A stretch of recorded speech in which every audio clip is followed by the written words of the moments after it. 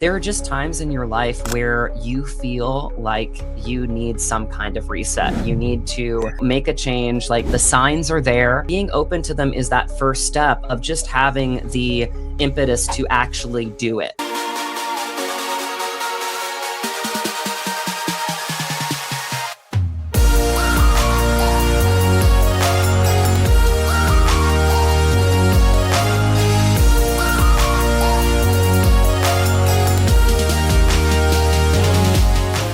All right, welcome to just another fantastic edition of Living Boldly with Purpose. And I get the pleasure to talk to some just incredible, thoughtful folks that are making a difference in our world. And sometimes, we get so much into the entertainment side of it. And as you see, Drago's on the entertainment world, but we don't really get to know people very well. We get to hear what their bio is. We get to hear, this is what I do. And, one of the things that I love to think about is I don't ever anymore want to be defined by what I do. And I think when we're, when we're like young and we're in high school and our educational system kind of teaches us that's what we're supposed to do, right? When you're in high school and you're doing the athletics or you're doing, band or you're doing acting or something, you kind of say, this is what I'm going to do when I grow up. This is what I'm going to do when I'm in, I'm a jock or whatever at the track team or the football team or whatever it is. And so that's what I am when I wear my letter jacket. And then we go to college and we even get more specialized. Well, I'm a, business major, right? And then we go into our jobs and people say, so, when you go to a mix or something, what do you do? Like, they all want to know what you do. Like, nobody really wants to know who we are. Right. And what our dreams and our goals and what I find is especially when I'm doing these podcasts is people really do want to know who people are because they want to know, can they really identify with it? Is it something that, hey, if he did that, then I can do this, or, I can look at him and when you start seeing people who really gravitate towards a certain, I guess, famous personality or something, they almost want to be that person because of who they think they are. And sometimes we really don't know who they are. We know who their social media persona is, or we know what they say that they do is. And so I have so much fun learning from the people that are on the show. And I can't wait to hear your story today. As I asked all my guests, what is their story? Where do you come from? What are the things that you do? And then we get into some really good conversations because we get to talk about, okay, what does life look like? How are you doing it? What are those mistakes or those failures? Because anybody who's successful, right, has to have gone through some kind of failure because you wouldn't even understand what success is. And then when we think about identifying that word success, that's even different because that's, I think, different for every single person. And so like my goal in life is to help people, become the person that they need to be so they can do and then have. So I think we get it backwards sometimes. We try to go do or we try to have first. Hey, I want to have this thing. This is the life I want to have. So I got to go do these things. There was even a quote the other day that I've heard my whole life. If you want to have what other people have, you need to do what other people are doing, or be willing to do what other people are willing to do. I think what I find in that quote that's missing is the part that says, well, you have to become the person who's capable of doing it. Because if you just go start doing stuff and you feel miserable about it, well, I can't do the same thing. I heard a speaker the other day. He was just saying my YouTube channel blew up. It went from I went from 5,000 when I figured out how to monetize and do all that stuff. It went to 500,000. He said, but the difference is why it's not going to do the same for you is because I spent the last few years of my life learning how to communicate. And so I already know how to communicate. I just not know how to use YouTube. And so I took the skills that I already have and the amount of people I communicated with, and all of a sudden I blow up because I am that person who knows how to communicate. I could try to do and post and all those things all day long, but it's not going to give me the same result. And so, with that said, you are doing some fantastic things. You are making a difference. When I think about living boldly with purpose, I don't think you can do it without serving others. And I think you found a way to serve other people in the things that you're doing and the highlighting and even entertaining people. I'm excited to hear how you got to be the man that you are today. I know you said you are a team with your wife, which I love to hear, because there's so many folks that try to do, and we go about these two separate things. And yeah, we just come together at night and we talk to each other. When you can live your life with your partner, and it just makes life so beautiful. So start with your story from your mama's womb or wherever you want, and then we'll just chop it up after that. But the floor is yours. Thank you for being on today. Dr. B, that was such a beautiful intro, first and foremost. Like, I'm so grateful to be on your show. I can tell I'm going to learn a lot from you on this show. If you're not a doctor, you are a doctor to me, because I love the platform. I love like how you've broken down like living boldly with purpose is essentially what I'm all about. And I think we can explore that, you know, in the acting world, which has a lot of disnomers with the entertainment field. You know, I'll just kind of start at the beginning. Like for me, it was always about telling good stories. I feel like I instantly, from the moment I arrived on this planet, just felt like the acting bug was inside of me. But it really was about storytelling, and it was about like leaving stories behind that I felt like could make an impact, because we need good stories, because they help us feel, they help us be in touch with our human emotions. So for me, growing up, I felt like creativity, like with creativity and imagination, it's where I belonged. And then when I started to meet people and align with people that also had that same passion and drive to do what they wanted to do, it just lit a fire, you know. And I just found myself like needing to do it anywhere and everywhere that I could. So I came from humble beginnings in rural Virginia, and divorced parents. So I was kind of back and forth, but I really found balance between my two parents. My father is a martial artist, and you know, I grew up in a dojo, so it was a self practice. You know, we're not like the Taekwondo studio that does trophies. You know, we're not like my dad says American sport karate. We're really about the self practice, which really influenced a lot of who I am as an actor. It's your process, it's your movement, it's what you do, and not feeling competitive about it, but really feeling like ignited by just enjoying your own process and your own joy. I say this all the time, but you know, the journey is the destination. You really have to take that to heart. And sometimes it's harder than others, but I feel like for me, I really always enjoyed the journey of storytelling and the journey of, you know, being around people that love storytelling as much as I did. And then my mom, she's a choreographer, she's a dancer. And Okay. so, you know, even though I had literally no connections to the entertainment industry at large, I really had two people that were creative, because I was growing up in a dance studio, and I'm not, you know, the greatest dancer, but you know, it was an opportunity again to be fluid with my physicality in both martial arts and dance. And my mom was a huge supporter of, you know, just taking me to auditions, and I started at 4 years old with my first, you know, stage show at the local theater. And for your listeners, like, be hungry early, because that's the point in your life where you're free of, you know, adult responsibilities. Like you can like be like, you know, in three shows at the same time, which is sometimes what I did growing up, because I really, honest to God, Dr. B, could not get enough of it. Like I just love it. And you can see the smile on my face. Like I love it to this day. Right. And maintain that love, because that is something that really creates a beacon of light around yourself that will attract others to you and your process. And so, you know, the natural progression for me is when, you know, I grew up, it was, I say move back home, but it really did feel like it, because both my mom and dad originally were from New York City. So I Okay. moved back to New York City. Yeah. And I lived with my grandmother in college. And that was so special for me, because for me, it felt like I really was moving back home. To live in a big city like New York City, that's very complex, where you can kind of get off your course sometimes if you don't have people around you that really love you, that really support you.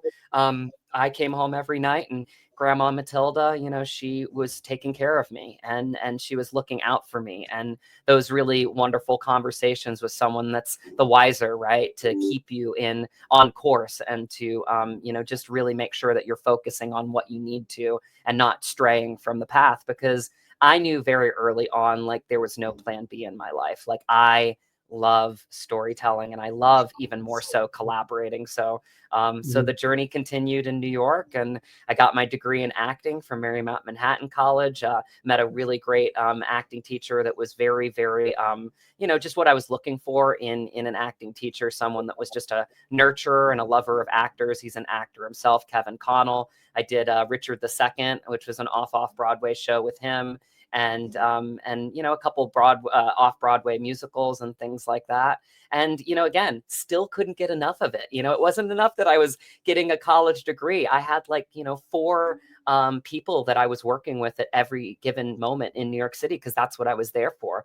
Ron Shetler for my voice, because I was auditioning for a lot of Broadway stuff and really training in the different craft of, with Broadway singing, you could be doing pop, you could be doing more operatic, you can be doing more legit, you can be doing Disney. So you have to manipulate your voice within the character, right? And so that was something that was really important. So I'd, make money, sometimes bartending, working in the restaurants, and then I would give it right back to, these mentors that, I could find. And again, I'm always searching for people that can help me grow my process so I can keep learning, keep developing. I think that's a big thing in life is to keep growing, right? And so that steered me to an acting teacher that really changed the whole course of my life, which was Terry Schreiber, who got actors like Edward Norton their start. And really, again, just a nurturer of actors, a very safe space to explore different processes, because he had learned and grown in all of them, whether it be Stanislavski, Strasberg, Meisner, Kabuki training. So he gave me everything. And what I loved about him is he let you find what your unique process was within the different methods of acting that exist. And he really was, and he still is to this day, like a grandfather figure in my life, because he took me aside one day when I was struggling with the business side of it, because again, I was very close to a couple Broadway roles, kind of like runner up, last callback. And that's kind of always tough sometimes when you're so close, you can taste it, but you don't quite get there. And he saw me getting frustrated and he didn't want me to. And so he took me aside, and this conversation changed my life. 30 minutes, he said, "Hey, do you have a couple minutes to talk?" Went into his office, and he literally just, again, nurtured me and wanted the best for me. And he sat me down, and I just remember it like it was yesterday. It was such a big moment in my life where he said, "I don't want you to get frustrated. I see your work in class. I see your dedication. I see how much you love this. I see how much you want this. And I really think that, maybe you should give LA a shot." Now, keep this in mind. He would know that I'd be leaving his class because I'd be going to LA, and he's in Chelsea in New York City. And at that point, like he said, "Why don't you give it a couple months? Why don't you see what's out there? Because I see you in class, and I feel like TV and film could be a great medium for you." So what a gift he gave me in that moment. And, unbeknownst to him, in his studio, this safe haven on 26th Street between 6th and 7th Avenue, I had met a girl literally next door in one of his film and TV acting classes that was taught by Peter and Diane Miner. Peter was actually the director of One Life to Live for many years. And they were just a great married couple that just really, again, nurtured you. And I met a girl that literally I found out grew up 3 blocks away from each other in the same little town in Front Royal, Virginia. And it was just this like perfect, wonderful storm of just kind of like really being aware of what life was showing me in that moment. I felt like maybe I needed to explore a little bit more. Maybe I needed to stretch my wings. Maybe I needed to go out west and see what was out there. And, it really was one of the hardest things that I've ever had to do, because I was so close with my grandma. So, one winter, we just made a trip to, the West Coast. We packed up our bags, we packed up a car, we drove right across the country. And it just felt right. And again, it was very hard. I remember I saved up a bunch of money. I probably gave a third of it to my grandma to make sure that she was okay. I didn't know at that point whether I was going to stay. But when I came to LA, it just felt right. And it's where I belonged. And sometimes you just need to, like you said, live boldly with purpose. And for me, it was a big thing in my life where I felt like I was making that leap to do something bold in my life to see if it would work out. And as I sit here talking to you, I think it really has. That is so, oh my gosh. There's so many things I want to unpack in this story, because it's such a good, when I think about, first, first you have the opportunity to have performance-based parents. Like, you have a dancing mom and you have a guy who's got to do it, right? So they're not the helicopter parents that are like all worried about, I have to watch my son play basketball, so he could be an NBA star. And I know he's only 5'6", but he'll be able to do it. Like it's so amazing. And when I hear, we'll talk about it a little bit, like some of the associations you have, like some of we say that the 5 people that we spend time with at a certain time are who we are, and you are able to get some incredible teachers, incredible people in your life. Now, were those, as you were doing that, were those people that you heard about and then said, hey, I want to hang out with you, I want to be mentored by you, I want to, because it sounds like you understood what a whole lot of folks that are young don't understand. Like, I'm going to go to college so I can go to class and learn about science or something, right? At college, right? But if you can figure out how to meet the right people and have the right relationships and have the right guidance. And so is that something like your mom helped you learn, or your parents? I want to know about your relationships and how you develop them. That's a great question. I mean, honestly, I feel like it's always been like just the core of who I am is just curiosity and letting life dictate sort of my path in a way. It's like I have intention and I am a dreamer, but I also am pragmatic in that, I will reach out to people that I know, like, and trust, that are further along in the process. I feel like I was always that kid, Dr. B, that was hanging out with people that were like, 10, 15 years older than me, even as a kid. Like, I'd be seven years old and I'd be hanging out with teenagers. And now in my adult life, a lot of my friends like are, 10, 15 years older than me. And I just feel like it's always how I have aligned with people, in that, like, I really like to always be learning, right? And I like to always be gravitating. So, in answer to your question, in New York City, it was asking people that were on Broadway, that like were successful, that people that I admired, really, and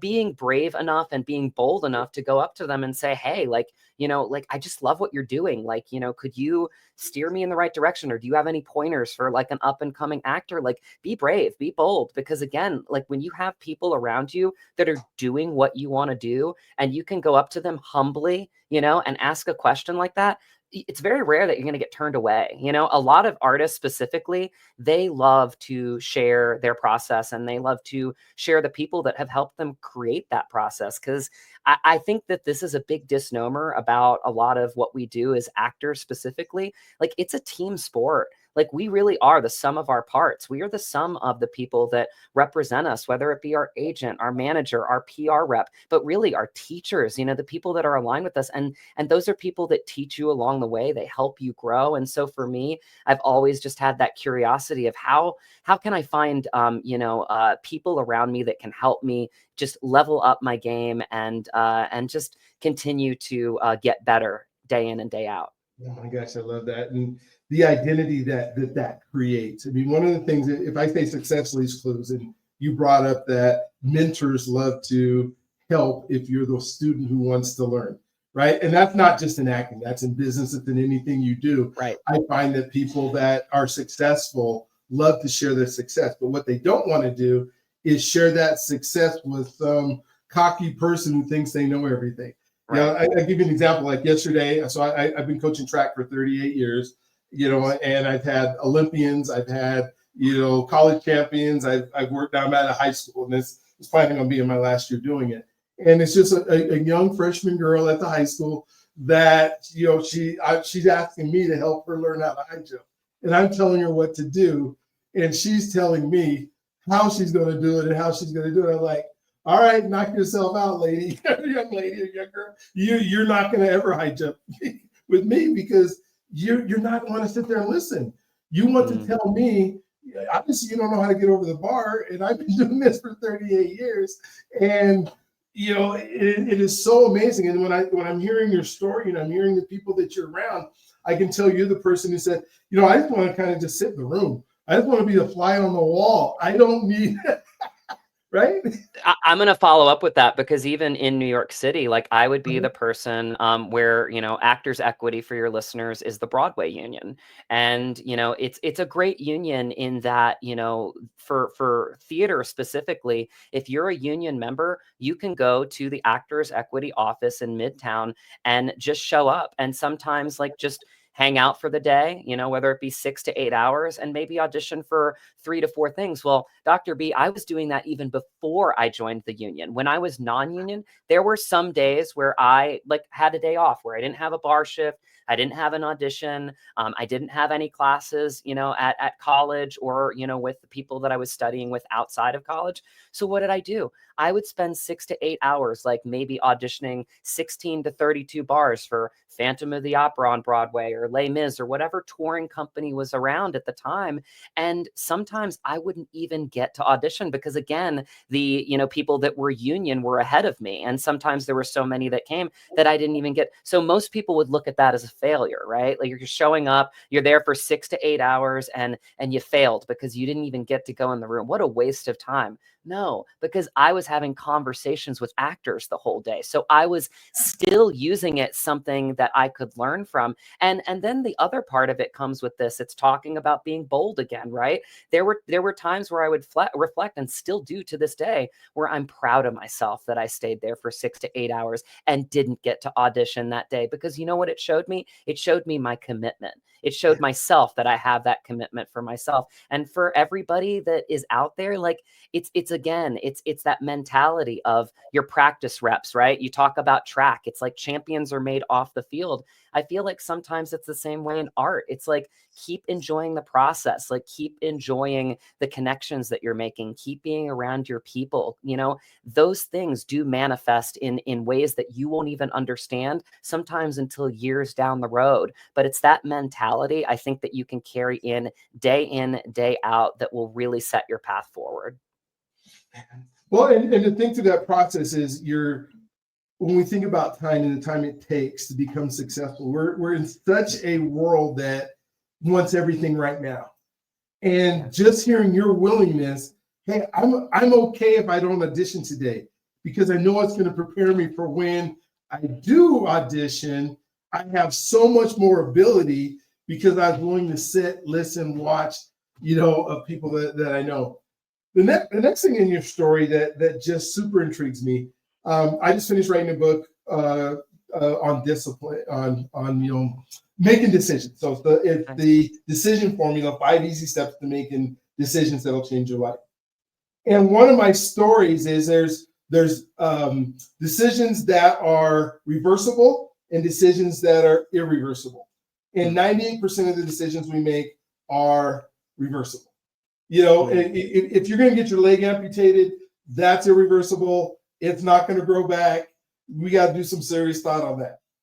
But one of the stories that I tell on irreversible, people think, well, if I'm going to go from where I'm at and move across country, that is a irreversible decision, and my whole life has to now be here. And it's not. It's reversible. Like, you move, you go to LA and you say, we're going to be here for 6 months. If it doesn't work, I can come back to New York. But you're willing to take the risk to do it. And so many people stop right there, and say, I'm not going to do it. You packed up your car and you said, we're going to go for it, and we're going to go for our dream. We're going to take the risk. And that's the kind of decisions that are made for stories that are these amazing stories. So maybe just share a little bit about like your thought process as you're driving cross country. Is it like, I can't wait in anticipation, or is it, I know this is going to work because I've done the work, and we're just going to go for it, and whatever happens, we're just going to make it work. I kind of talked about how your whole thought process in that with you. So insightful, and congrats on your book. I mean, that's amazing. That is very, very, I love that. I love the idea of that, because I mean, for me, I think it's always come down to, I think it's more regretful for a decision that you didn't make than sometimes something that you did, right? It's the unknown of it, right? And I think that's really where you go into like that kind of irreversible decision to the one that right. So I think that is very powerful in itself. I think sometimes in addition to that, there are just times in your life where you feel like you need some kind of reset. You need to, make a change. Like the signs are there, and you need to be open to them. And again, being open to them is that first step of just having the impetus to actually do it, right? Because it is a leap of faith sometimes, and I completely understand that. And people make those decisions, their own ways, right? But I do feel like for me, the signs that New York was, just feeling like it wasn't.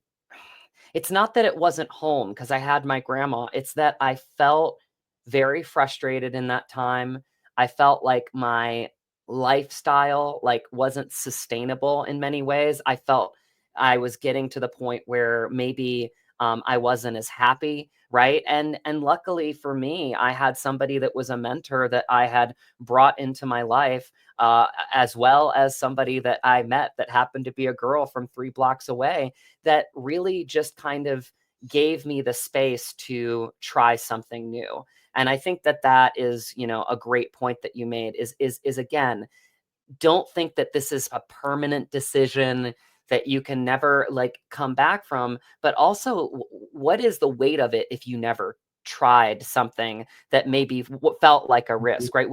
Like think about that. Like what is the feeling that you will have if you never get in that car and drive across the country? Because in answer to your question, yeah, it felt unknown, it felt exciting, it felt like I had some guilt because again, I was leaving grandma behind. I didn't know if I was going to come back. Like I'm a grandma's boy. Like to this day, Dr. B, it's probably the hardest decision I've ever made in my life. Like I really mean that. But it was necessary. And I didn't realize how necessary it was until I was in LA for a few months, right? And even then, I wasn't sure if I was going to turn the car right back around and go right back. So I gave myself the ability to see what it looked like on the other side or to make that decision and to give myself the freedom to make that decision. Because again, as an actor at that time, I did not have a job on the West Coast, right? So, I didn't have a bartending gig. I didn't have like, a job that I could go to. So at that point when I was out there, I had saved up enough money. Like I said, I gave, this was a big thing for me is I gave a chunk of it to my grandma to make sure that she was okay. That was important to me, just in case, like just to make sure she was okay because she's my person, right? And I wanted to make sure that she was okay. But when I started to be out in LA, I think, and this is where, for your listeners, I think that next step of taking that bold action makes sense is you really just kind of check in with yourself, on a daily basis. And you start to say, does this feel right? Mhm. Could this be home?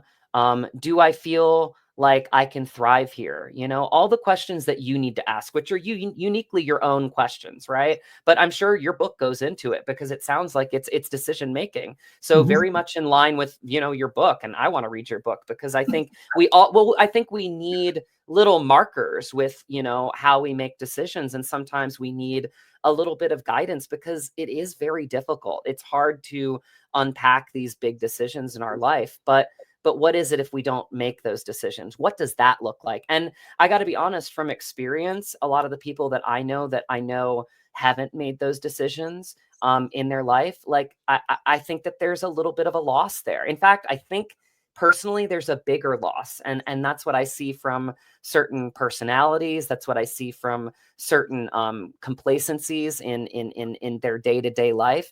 And so I urge people to make those bold actions in their life, see what it looks like, see what it feels like, ask yourself those questions, check in. And for me, when I moved to LA, I was very conflicted. It was painful, it was difficult. I had a lot of, just not positive emotions around it. But when I got there and I started to ask myself like those questions and I started to check in with myself, the days turned into weeks, turned into months. And I think it was one day where I looked at Laura and I said, this is our home now. This is our home now. And she said, yeah, it is. And I said, okay. and that's when we knew, like, it was time to, get a rental, get a lease at that point. And again, I'm proud of this. I became the top task rabbit in Los Angeles, which is, just doing people's chores. I was cleaning people's houses. I was, because I didn't have a job, right? I was organizing their closet. I was painting their bookshelves. I was doing their yard work. And it was just my ability to say, listen, I don't have a firm job, but again, for me as a dreamer, and I always say this, dreamers are fighters. Like, don't sleep on dreamers. Like, we will do anything to keep our dream alive. And for me, it was my wife saying, hey, why don't you try this until you get something a little bit more stable? And it worked out, and I hustled, and I made some great connections out of that. And then I moved into the restaurants and, started bartending again. And now I'm on the biggest real estate team in Los Angeles County. And that's how I find the balance between, my love and my passion as a creative and, taking care of my family. So I'm very appreciative of the fact that I've always had that fight inside of me. I love rejection. I embrace rejection. And I think it really honestly has become something that has become a fuel to me where, when I come out and something's new and it's unknown, I thrive on it, because that gives me more of an impetus to really find where that new path is going to take me. And again, be that beacon of light, because in life, man, if you are a beacon of light, people will be attracted to you, and people will help you carve out your own path in life. Gotcha. And through this process that most people aren't willing to do, right? Most people aren't willing to take on and say, like a couple of things that, one of the things I talk about is the cost. The cost, either the cost of not doing it, or the cost that it's going to cost. Like for you, the cost of not doing it, you would be in New York going, what would have happened if I ever went there? Or the other part of the cost was my grandma, I have to leave my grandma, which is a big part of my life, in order to do this. So you had to weigh that cost. Then there's disciplines that go into it. And when I think about the disciplines, it's like, if I want to be a world-class swimmer, but I only want to go to the pool 2 times a day, then there's no way I'm going to be, or 2 times a week, I should say, not 2 times a day. I'm only going to go to the pool 2 times a week. I want to be a world-class swimmer. It's not going to happen. But so you go there and you go, okay, I'm going to do whatever it takes. And through this process of failing, and like you said, it was hard. It wasn't easy. But I'm the dreamer and I'm a go-getter. I bet right now there's some in your mind, in your life right now, there's nothing you believe you can't do.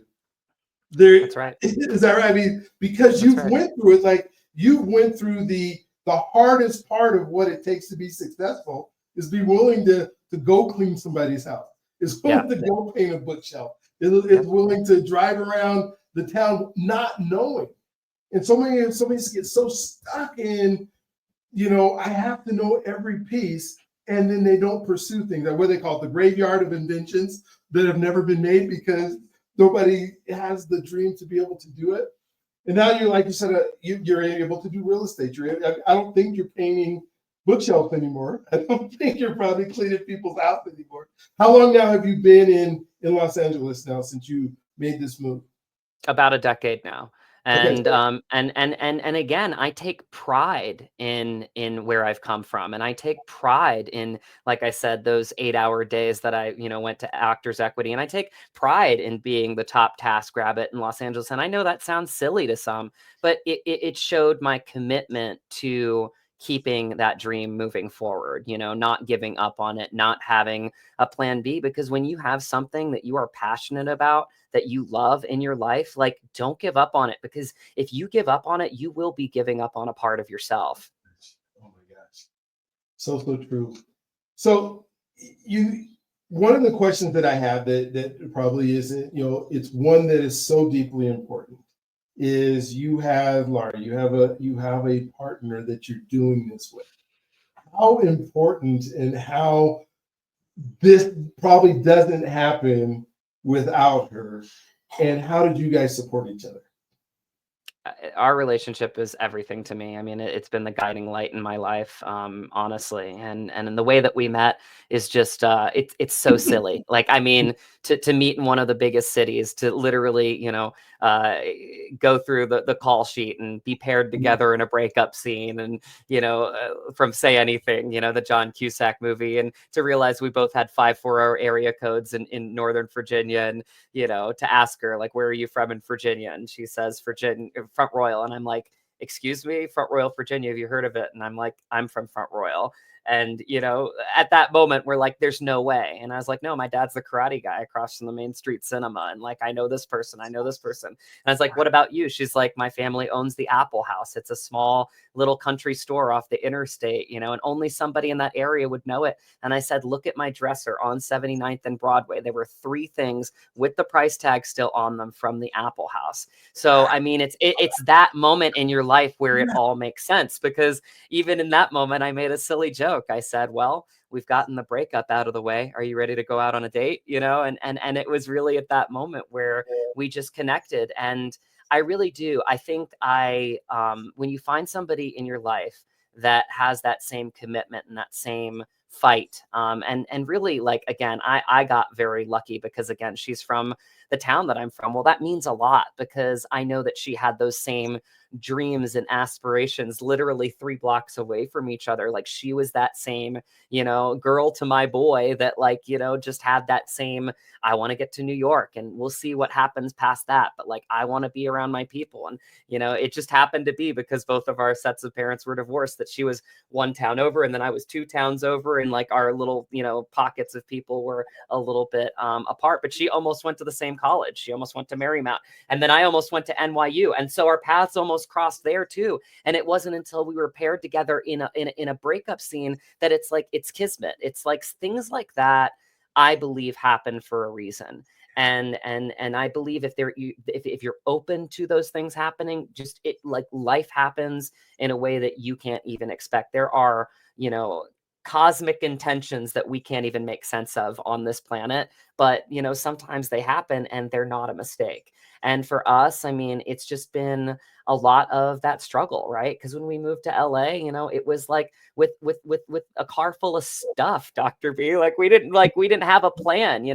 We luckily enough, had a friend, one of her friends, that had a grandfather, ironically originally from Brooklyn, that rented out a room in his house. And so he basically had us paying like no rent, and we stayed there for 3 months, and he'd make us like matzo ball soup, and like, just really, it really gave me a little bit of that grandparent element that I was missing, which I think was really important to me at that point. And again, there's no coincidence to some of these things, you know what I mean? And for her, I just feel like she is somebody that I love, but I've also always admired, because of her fight and her commitment to her craft. And she's reinvented herself. Now she's a writer, which has really stemmed just a really incredible collaborative process between the 2 of us, because I'm the actor and producer, and she's the writer, and I want her to get into directing. And so we're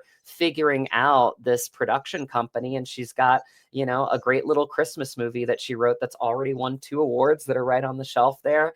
And that's the first movie we want to do.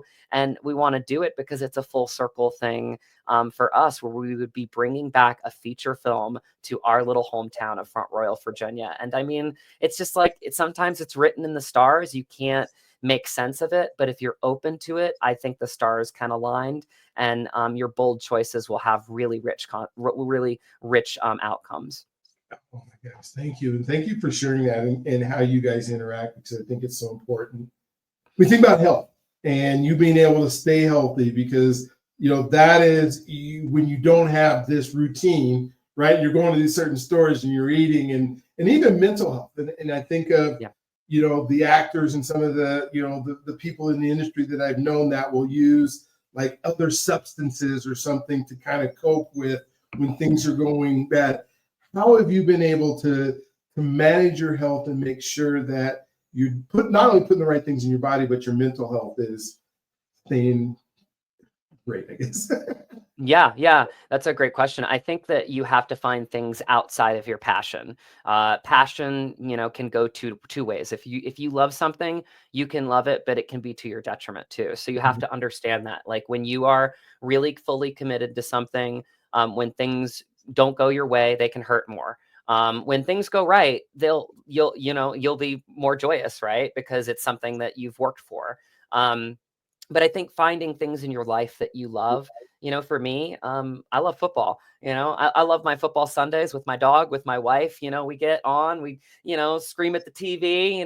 Our dog has fun. We dress her up in her jerseys. You know what I mean? Like we have fun with that.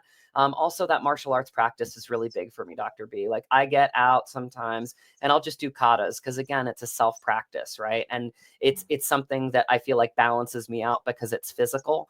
I love to work out. I've always kind of been like a physical person, probably stemming a lot from my dad and the Front Royal Karate Club. So I think that, for me, it's finding things that are outside of your passion, Mhm. because then I think it kind of breaks it up for you. That way you're not all in all the time. You can kind of separate yourself from something that you love so that you can love it more. And I think that's a really, really big thing for people that are dreamers is, to not be all in all the time because you'll burn yourself out, is to find things that you love outside of it so you can continue to be motivated. And I mean, as far as substances, I mean, like I have been, ever since I moved to LA, I got to be honest, I've been drinking so much less. Yes, I'll have like social drinks with friends, but I really do. I feel like for me, I like clean eating. And I really have really gotten into the method approach of if I have a certain role, a certain character, like I did with Fabian Verdugo, is really finding, what his like kind of body type is, because I think that's a big thing that is a part of my process right now. And method is actually a really wonderful practice as an actor because you do things to align with the characters. And for Fabian Verdugo in Somewhere in Montana, like he's somebody that I got very early and often. He's a dreamer. He's very, centered on his legacy. He cares about everybody on his set. It's his responsibility, but he'll go down with his own ship. So it's very much like the mentality of me as Matt. So I kind of let both of us kind of merge together. He's the first character that I ever fell in love with. And so for me, I felt like the big thing that was very different that I needed to do, because I felt like he missed meals and he was very driven, was, I lost 25 pounds for the role, but I did it very, very in a very healthy way. And again, it goes back to team.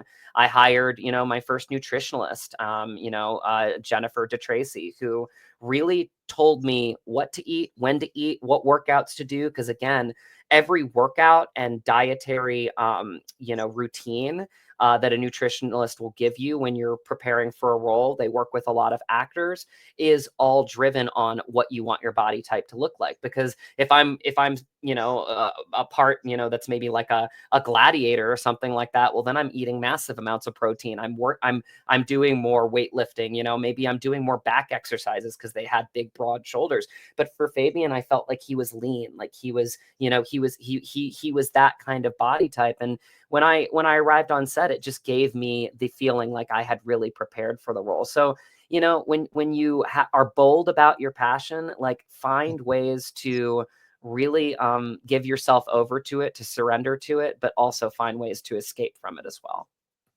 I love that. And saying that, yes, it's great to have a passion and it's great but you still have to have other ways that you can feed your mind and you can feed, your ability to be healthy all around. I really want to talk about, because we hear about starving actors and we hear about, folks that come in and they have these dreams and these goals and it just doesn't happen right away because you got to go through the process. You got to meet the people. You got to become the person who's supposed to get the roles and stuff. But money plays in that, and I would love to kind of hear your relationship with money. You've talked about it a few times where you left some money to your grandma and you had saved up enough money. How did you rationalize or reconcile what you needed to be able to do that? Because not only are you traveling across to an unknown place and you don't know exactly how much it's going to cost, you also have another person that you kind of probably feel to each other, you feel a little bit responsible that, we're not going to go live in the, in a place that's not going to be safe, that's not going to be, I guess helpful for us to live our dreams. So how did you reconcile that for somebody who's thinking, oh, I want to make a decision, but I'm scared because of money? Yeah, I think that you really have to find the way to stabilize yourself financially as an actor and a creative specifically. For an actor, if you're going into an audition and you need to book that role, it's very, very unlikely you're going to book it. Like it's the desperation factor, the need, the energy that just like emulates from you is not going to be responded to well. It very rarely, unless you are like literally just so right for the part that you walked in and you're already so right for it that you booked it without even Mhm. opening your mouth. But for me, I really did. I tried to give myself early on, for me and my the ability to not be a desperate actor, to not be a broke actor like you hear about, and to work hard. To be able to facilitate like a financial base that would keep us from feeling the lows, as some actors feel, right, when they're kind of trying to do the job to job thing, which again I started out doing, but that was a bridge to getting something a little bit more substantial. Where for me it was TaskRabbit. Okay, well, that's a little unstable. Okay, well, now I finally got the bartending job in a five-star restaurant. Okay, now that's what I'm doing. Okay, well, I'm selling, $250 steaks and $5,000 bottles of wine. Okay, well, somebody, again, being open to it, somebody that same night saw me sell the Screaming Eagle, which is a wine with the QR code on it, and I sold it, and he was like, hey, if you're selling like the like bottles of wine like that, why don't you sell houses? And again, I was instantly open to it because I had done real estate in New York City, actually at the Corcoran Group and Halstead Properties. And I got into it actually to protect my grandmother because I was learning about rent control laws and things like that in the process, and how to protect her from a landlord that really, was not so great to her and disrespectful. And so I was protecting her from a lot of that. And that's why I originally got into real estate. So it was finding ways to create a foundation. And then, maybe things come along in your acting career. I booked a Super Bowl spot, and it helped me buy this house that I'm in right now, So, I've always found ways again to build a platform of security. That way, when I am pursuing my artistic endeavors, I can do it with, a little bit more, just firm foundation behind me, in that like I don't need it. That way, when things come my way, it feels like a little bit more of a cherry on top, not a need. Yeah, and that makes so much sense because, like, one of the things in the sales course, when I'm doing sales and stuff, is like, and I'm training people, it's like you don't want to have commission breath Yeah, because yeah, it is, but at the same time, then you have to be willing to live within your means, or be willing to do the things like you were willing to do, right? You were willing to go and hustle in order to make sure that that part was taken care of, so that when you did go to the audition and when you did go to do your dream, your passion, that wasn't a part of who you were. That wasn't a part of your identity, because you're not worried about, well, if I don't get this, am I going to eat, or am I going to have a place to live, or am I going to be homeless, and all that other kind of stuff. And I think that's part of the balance that we have to have, as people.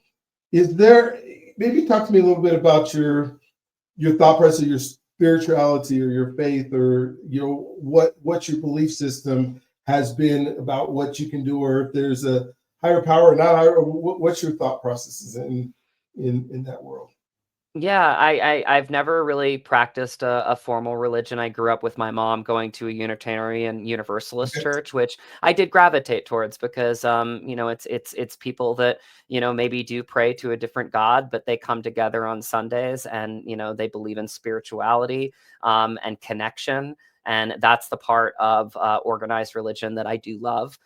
So I've adopted that within my own spirituality, which is again really searching for these signs and being open to them first and foremost, like always being open to them. And that includes people, by the way, mostly is people, right? It's aligning with people. And sometimes you just know when you are open to people that align with you. I mean, like it's like the first time I met Terry Schreiber, I was like, this guy's special. Like I can see why so many actors have been successful with him, because he just nurtured you and he gave you everything so freely. Like he just like really wanted everybody in his class to find their path, and I just loved that about him. And so these are reasons why I feel like for me spiritually, I've always been guided towards what feels right. And sometimes like you just innately know that. I mean, we're all kind of energy, right? If you believe that. And I'm not trying to be hippy dippy or anything like that, but like I do, I think we are energy, and I think we attract good energy. And I feel like that's kind of been my spiritual practice, is really just aligning with people that feel like they bring me up, that I'm just happy to be around, that bring me joy. And the hard thing is sometimes letting people go that do the opposite of that, right? And I think that's a practice that you have to give yourself. And sometimes you have to make bold decisions that are painful, to open yourself up to things that feel right. And I feel like that's kind of the core of my spiritual practice. That's awesome. Yeah, and when you think about when I think about like world religions, I think about it's what man comes up with in many cases of what they think that God or whoever they're serving is saying, this is what I need you to do on this planet. Like these are the rules that they come up with that you don't see it in the Bible or any of these other books. He's like, okay, this guy came up with this and said, these are the rules. All of a sudden you go, where did that come from? And what are you doing? So much, I guess, nonsense has been in the name of religion. And, so many of the, as you probably acted in all these plays of people who just, like the church did this, and where did they come up with that as a way to do so? I appreciate exactly what you said. What's in your future? Because you're a dreamer, and it sounds like you hit most of the things that you set out for yourself. And I myself have an issue with goals that have these dates, because I don't think we can control the dates. We can control the activity, we can control the things we do, but I don't necessarily know that if I say, I'm gonna have 6 acting gigs by March 31st. Well, you can't control that, because the other people have to give you the gigs, right? All you can control is the activity of doing it. But you found a way to say, this is what I'd like to do, this is my passion, and then you hit your goals. So what are some of those things, those outcomes that you have that you can kind of dream with us as we're going? Because I think people don't get to see people dream enough. They always are thinking about what is hard to do. And so kind of talk to us about that, because that's fun. Yeah, very astute, Dr. B. Honestly, I feel like the key word is activity, right? It's like, you just keep being active, and basically throw a lot of stuff out there, with good intention, and good feeling behind it, and then, let it go. And I think that's the core to being an actor specifically, is really having the excitement when you get an audition. And, I'm lucky that I've had some really great seasoned actors around me in somewhere in Montana. These are friends now. Graham McTavish is my friend. Michelle Hurd, they're my friends. And I feel like I really have learned a lot from them. They both gave me space, and I realized why they are the pros that they are, and why they have been working so long. And again, it's always be learning. It goes back to that. Graham, he's the first person that ever called me mate, which is a sign of Scottish camaraderie. And it meant so much to me when he did that. It was the last thing that he said to me as like he was, leaving set. He said, "I'll see you, mate," and it really did, because we told a great story together. And Michelle, she became a big sister to me, and I'm always learning from her. I'm always picking her brain. She's on the board of SAG-AFTRA. And so she's on the front lines of understanding, what we're up against with a lot of things within our industry. And so again, always be learning, always figure out a way to be around people that know better than you, and be growing at the same time. And then, to answer your question, it really is, it's about doing a lot, and and staying active and keeping activities going. So I look at that, in kind of different avenues for me right now. One is my team that I've built, my agent, my manager. I just signed with HRI Talent, Tanya Kleckner, who's a master pitcher, who's really trying to get me into rooms right now with casting directors. Richard John Martin at Ignite Talent Management is my manager, and he, is really trying to, figure out where my place is in this industry right now. And so you need your team. I also hired a wonderful PR company, Portrait PR. Mia Hansen over there has really given me a lot of just time to really focus on interviews like this, because again, it's not, and I think this is actually a point that you brought up really on, it's not just the work that you do that people see, it's what you're about, right? And I learned that a lot from sports because I'm a big sports guy. It's like, yeah, you can be great, you can hit that shot, you can make that pass, you can make that catch on the field, but like, what do you stand for off the field? That's just as important. And so I really find that as something that's empowering to me as an actor. Like, who am I about? I hope that, for your listeners, this is a taste of who I'm about, as an actor, because it shouldn't just be about like me, doing a role or you seeing me on this or that. Like, what does Matt stand for? What does he want to say? Like, what are the projects that are gravitated towards him? And I want my reps to know that too. That way, they can try to go out and find me opportunities with projects and stories that I align with. Because again, I just want to leave behind a few, good stories. I say this all the time, but it's so true. Like Dr. B, if you told me I could leave behind 100 good stories or have $100 million, I would absolutely always hand to God, take 100 good stories, because I feel like stories are so valuable. I really do. I think that they surpass the test of time. I grew up, obviously a big fan of The Godfathers. Those are things that shaped me. Acting performances from Pacino and De Niro shaped me. And so my love of craft, my love of storytelling is something that I lean in on. And the success can come as it will, but it's really more about the practice for me. It's the collaboration. It's the intimate relationship that you have when you're on set with your directors and you're trying to figure it out together is so beautiful. Your producers that are supporting the whole thing, the cinematographer that's just shooting it in that way that just makes it, just really pop on screen. And like when you're around these masters of craft, like it's just a playground. It's something that excites me. And so that's kind of where my other, my other path that I'm carving out is, collaborating with my wife. And, there's nothing better than collaborating with somebody that you love, and I think for me, we're just so joyous about, also creating our own projects, whether it be a short film. We have a couple podcasts under our production company now.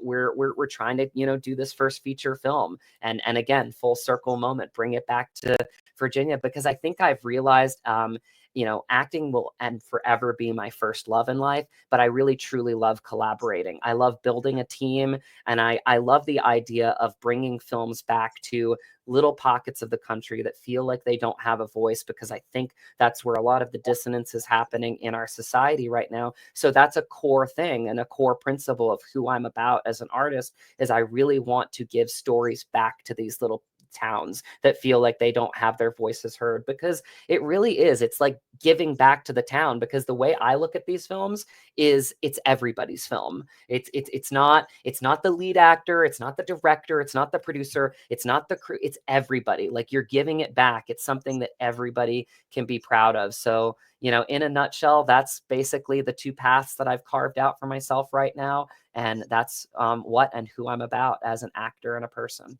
I love it. I love it. What did we talk about that you wanted to make sure that our listeners get to hear today? Because sometimes I get to be selfish. I was asking a whole bunch of questions that I wanted to know, but I want you to be able to express your thoughts as well. No, I've honestly been able to. I mean, your platform and just the foundation that you've built with living boldly with purpose is so beautiful to me. I think this conversation has been just one of the most effortless conversations I've ever had. I feel like I'm talking to a friend, a colleague, a mentor. I feel like this has just been a really rich conversation. The thing that I would leave behind is very much in line with you, is really live boldly with purpose. Like, life is short. If it's your dream, like, if you give it up, you will be giving up a part of yourself. And again, like, I think that you have to find escape when you're passionate about something. Don't burn yourself out. Become a beacon of light. Enjoy the collaborative process, because again, you never know when that relationship will stem into another opportunity. And when you're granted a role, I always say, I've gotten out of the idea of booking a role. Like, I really like to feel like I've attracted that role somehow, where it's been granted to me. I see it as a gift. But these things also take work. So if you're a dreamer, be prepared to work for it, be prepared to fight for it. And then like I said, when you're living boldly and you have purpose and intention behind it, your dreams, I believe, really truly will come true.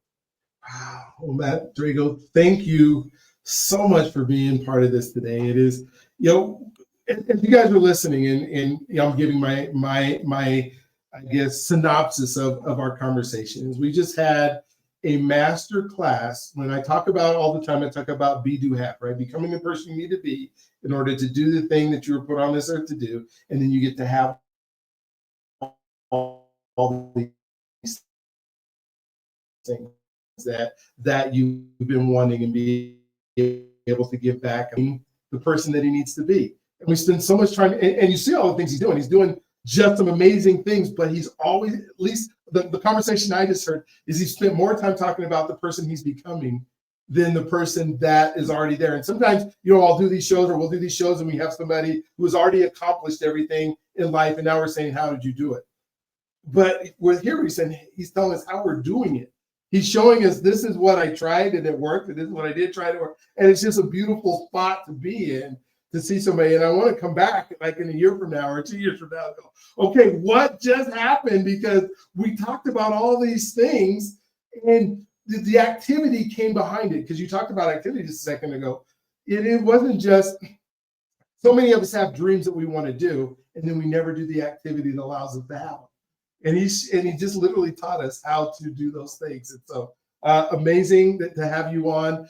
Go ahead and subscribe. If this, this podcast helped you in any way, listen to it again. Or if it's somebody that could benefit from it, like somebody who's like thinking they need to move across country and they're scared or something, send this to them. It's okay. The worst thing they can do is not listen to it, but at least they'll have those tools in their toolbox to be able to do things. And so I love it. I love the fact that you came on today. I can't wait to do it again in a couple of years.